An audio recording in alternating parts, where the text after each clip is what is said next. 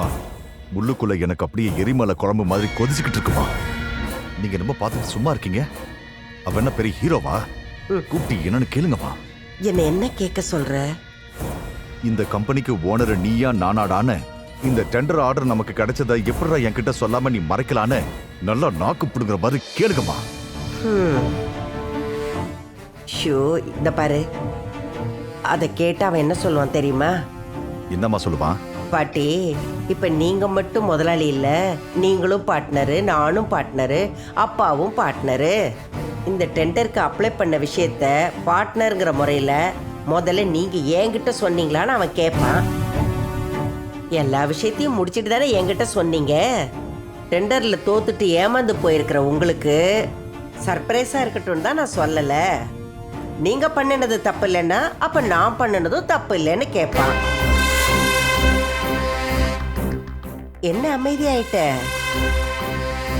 உன் ஆசைக்காக வேணா அவனை கூப்பிட்டு கேட்கவா? வேண்டாமா. ராஜசேகர், வெடிக்கிறப்ப வெடிக்கணும். அடங்கி இருக்கிற வேண்டிய சமயத்துல நாம அடங்கிதான் இருக்கணும். புரியுதா? புரியுதுமா. நிஜமா சொல்லுங்க, இவ்ளோ சீனுக்கெல்லாம் இது வர்த்தா? அந்த வேலைக்காரியோட பொண்ணு சொன்னதை கேட்டுட்டு ஆளுக்கு இவ்வளவு ஒரேடியா தலையில தூக்கி வச்சுட்டு ஆடுறாங்க. என்னத்த சொல்றது? இதையெல்லாம் பார்க்கணும்னு நம்ம தலை எழுத்து. பாட்டி வேணான்னு சொல்லியும் இத போட்டிக்கு அனுப்பியிருக்கானா அவளுக்கு எவ்வளவு கொழுப்பு இருக்கணும். அப்ப வெண்ணிலா மேல பொறாம இருக்குன்னு பாட்டி சொன்னது கரெக்ட் தானே? ஆனா போயும் அவங்க இவளோட மாவை எப்படி அண்ணி செலக்ட் பண்ணாங்க? என்னவோ காக்கா உட்கார பணம் பழம் வந்துச்சுன்னு சொல்லுவாங்களே, அந்த கதை தான். யாருக்கு தெரியும்? ஒருவேளை அன்புக்கே தெரியாம கமிஷன் கொடுத்து கூட இந்த ஆர்டரை கரெக்ட் பண்ணிருப்பா. ஆமா, அவ K for Kanmani இல்லானி, K for கேடி. ஆமா, உங்க கையில வச்சிருக்கீங்களே அவளோட சத்து மாவு, இத பாக்குறதுக்கு இவ்வளவு கேவலமா இருக்கு பாருங்களேன். பேக்கிங்க பாத்தீங்களா? ஒரு 2 ரூபாய் கவர் இது. இத பார்த்தா உங்களுக்கு சாப்பிடணும்னு தோணுமா? நீ ஒரு வாசனையும் இல்ல, கலரும் இல்ல, பார்க்கவே இரிட்டேட்டிங்கா இருக்கு. ஆனா வெண்ணிலாவோட சத்து மாவு எப்படி இருக்குன்னு பாத்தீங்களா? இந்த வாசனைக்கு சும்மாவே அள்ளி எடுத்து சாப்பிடலாம் போல இருக்கு. இதோட கலரை பாத்தீங்களா எப்படி இருக்குன்னு? பார்த்தாலே இத வாங்கணும்னு தோணுமா இல்லையா? ஆமாங்க.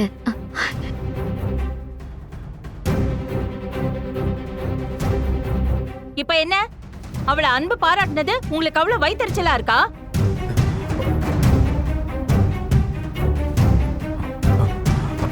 அம்மா, என்னாச்சுமா? என்ன பிரச்சனை? நீ பேசாம இரு.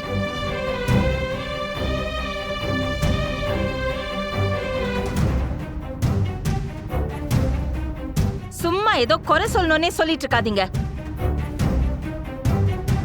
முதல்ல ஒருத்தவங்க ஜெயிச்சாங்கன்னா அத பாராட்டி பேச கத்துக்கோங்க.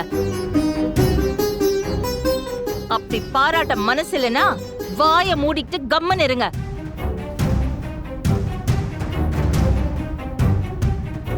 அதை விட்டுட்டு உங்க அசிங்கம் பிடிச்ச வாய இப்படி எல்லாம் திறக்க வேண்டாம்.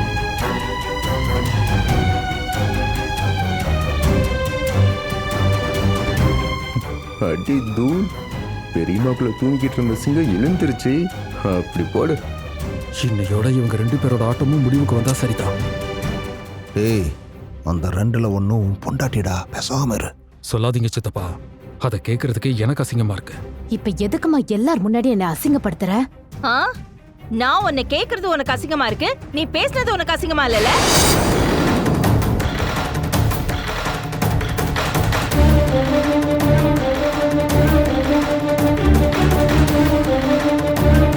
நானும் கேட்க வேண்டாம்னு பொறுத்து போயிட்டு இருக்கேன். நீங்க 2 பேரும் ஓவரா போயிட்டு இருக்கீங்க. சும்மா கத்தாதம்மா. அப்படி என்ன நாங்க தப்பா பேசிட்டோம்? இருக்கிறத தானே சொன்னோம். வெண்ணிலா தயாரிச்ச சத்து மாவு நல்ல கலரா வாசனையா இருக்கு. இது சொன்னது தப்பா? தப்பு தாண்டி. நீ பேசினது மட்டும் இல்ல, இந்த வெண்ணிலா செஞ்ச சத்து மாவும் தப்புதான்.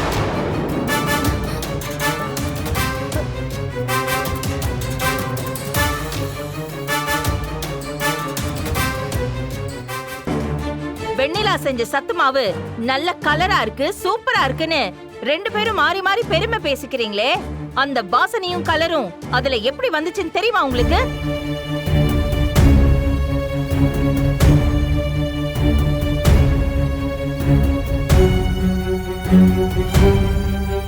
என்னன்னு பெரியமா வீசுற ஒவ்வொரு பாலும் ஃபயர் பால் எல்லாம் இருக்கு. ஏன்னா அந்த வாசனைக்காகவும் கலருக்காகவும் இந்த வெண்ணிலா அந்த சத்து மாவுல உடம்புக்கு ஆபத்தை விளைவிக்கிற கெமிக்கல்ஸ் சேர்த்துக்கா.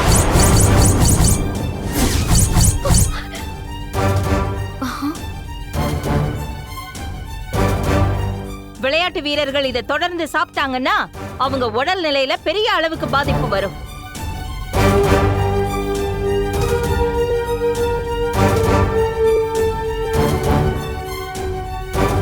ஏன்னா இதுல அவ சேர்த்திருக்கிற கெமிக்கல்ஸ் அவ்வளவு மோசமான பக்க விளைவுகளை ஏற்படுத்தும்னு லேப் டெஸ்ட்ல தெரிஞ்சிருக்கு.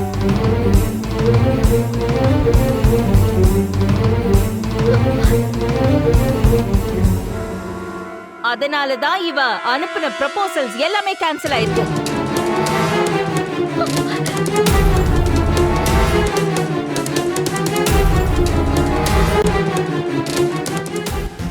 என்ன வேலை பண்ணியிருக்கா பாத்தியா அந்த பொண்ணு?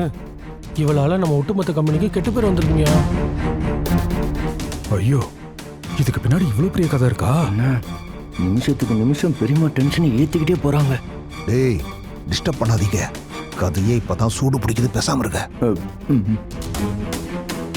இந்த விஷயத்தை அன்புக்கு அதிகாரிங்க போன் பண்ணி ரொம்ப கடுமையா பேசி எச்சரிச்சாங்க.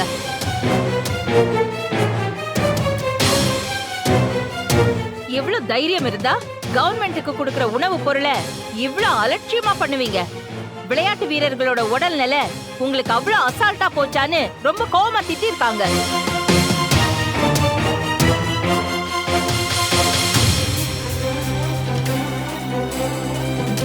இவளுக்கு உணவோட முக்கியத்துவமோ உடலோட ஆரோக்கியத்தை பத்தி என்ன தெரியும்?